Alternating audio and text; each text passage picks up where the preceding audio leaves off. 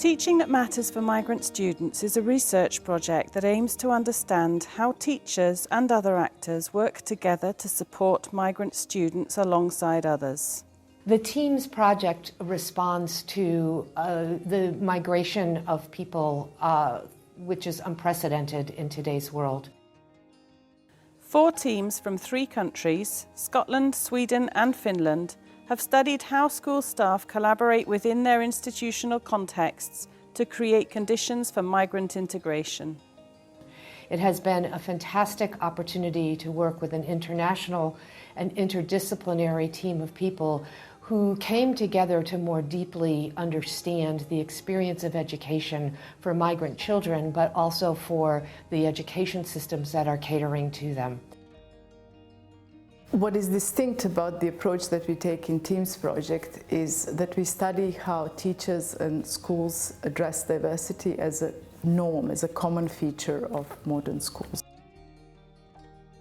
Between 2020 and 2023, researchers worked with schools within the 3 countries. Our aim was to understand how schools and teachers engage with the challenges associated with the integration of migrant students. We also tried to highlight the opportunities for treating student diversity as a resource rather than a problem. The project also wanted to create opportunities for professional learning and knowledge exchange to produce resources for educators and local and national policymakers. One key finding that the project highlighted is the importance of collaboration and relationships that are really key for using that knowledge that exists in the school community, and that staff sometimes needs more confidence to recognize that actually they are best placed to know the student, the family, their needs. It is also important to recognize that the institutional context shape practices, shape what teachers see as possible in their practice, and that systems are not always designed for the heterogeneity of students that we have in modern schools. They are designed with an assumption of a more homogeneous student population. We need to create systems that are much more fluid and flexible, and structures that give teachers time to use that knowledge that they have, to engage in collaborations, to get to know their students, to get to know their backgrounds there. And that's even more important when we talk about migrant student populations, simply because teachers don't have the usual information that they have about their students, for example, from primary schools. I think it can have great impact on many different levels.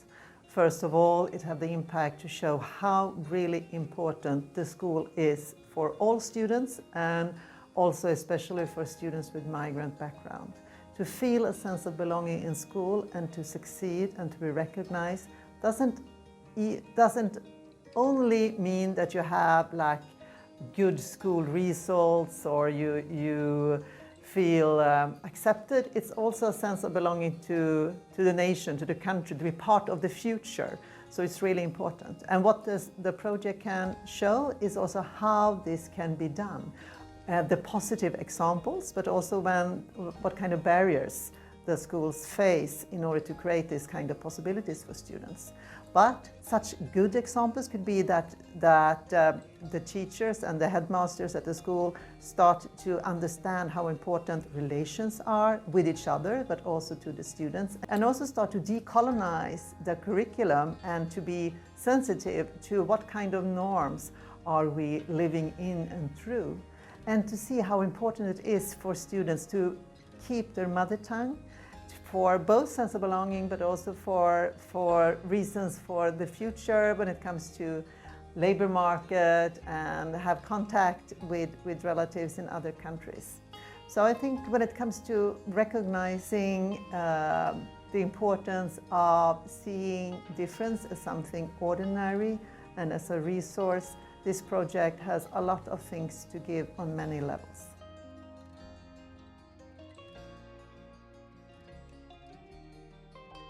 Supporting newly arrived migrant students within the mainstream education in Scotland creates opportunities for socialisation and learning among local peers. Removing barriers to learning relies on collaboration with other services such as language specialists, while targeted approaches in Sweden and Finland provide opportunities to learn local languages in preparatory classes. The receiving systems may differ from those in countries of previous education and could usefully be made more explicit and accessible to the newly arrived migrant students and their families. One of the main services available to teachers and other staff are specialists who offer support for language learning, personal guidance and learning. However, relying on a few specialists to take responsibility for many students raised questions about the sustainability of such support. In all schools, there are examples of teachers seeking specialist support as a resource for themselves to help them better understand students' experiences and cultural heritage. In this way, concern for migrant-specific needs becomes a resource for all students and a means to incorporate cultural and linguistic diversity in the curriculum. Treating diversity as a norm requires time to reflect, question and discuss practices in a safe environment which allows for different perspectives to be voiced, heard and taken on board in all aspects of school life. Staff who have a migrant background themselves are seen by colleagues as a valuable resource for supporting migrant students. This has implications for diversifying the teaching workforce, which is yet to reflect the diversity of student populations in today's schools and societies. I think for us, one of the things that we were really interested in coming out from the team's project is looking at the different models for inclusion within the school. So we were presented with different ways in which these different schools had approached how they allow children to feel included, especially when they have migrant backgrounds.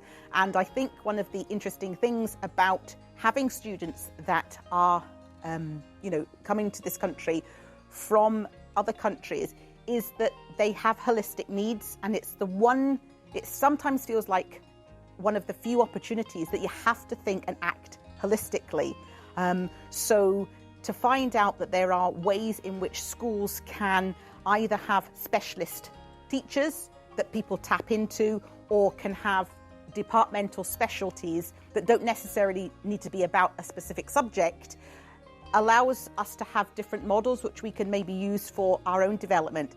And actually, I did post this idea about having academic staff working more closely with schools, and something that I would really like to have explored in the future is how this piece of research, because it has been done by an academic institution, has benefited the school. What difference has that made to where we're going and where we're developing? Because I think that might be a model that we could look to develop. Are there more opportunities for schools and academic institutions to work more closely together for both mutual benefit? It's very important because I think it actually started a conversation that led to a really good understanding of what skills and the experiences people have in the school, and then it got us to think about what we can really offer pupils who are migrants into the school. We can think about creating networks for them with pupils, with staff. We can start thinking about what, in terms of the learning, they need, whether it's resources or whether it's knowledge, and then we can also start really thinking about what experiences they've come from and what supports in a personal sense we can start offering them.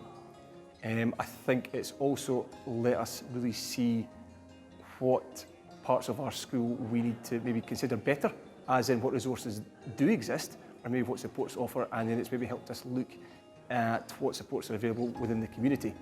We've had really quite fantastic support from the research team, very open to working flexibly with us, which in a busy school has been essential. Without it, we wouldn't have been able to contribute in the way that we have. Accessibility and clear communication and a willingness to really make the project deliver has been really, really welcome. It's made us already consider how much do we back our own skills and knowledge in supporting children, as we would call them, as having English as an additional language. We do a lot of work with lots of different groups of children who have protective characteristics, and with about 20% of our school having children with English as an additional language, and about 44 different languages being spoken in mother tongue in the homes of those families, it's a very important bit of work for us. I think the research is important because I think it can help us get involved in more things, and yeah, I think it's good for us taking part of it, and so that they know how it is for us to go to another country. Yes, it's just that then we can know how many people that are different come to school.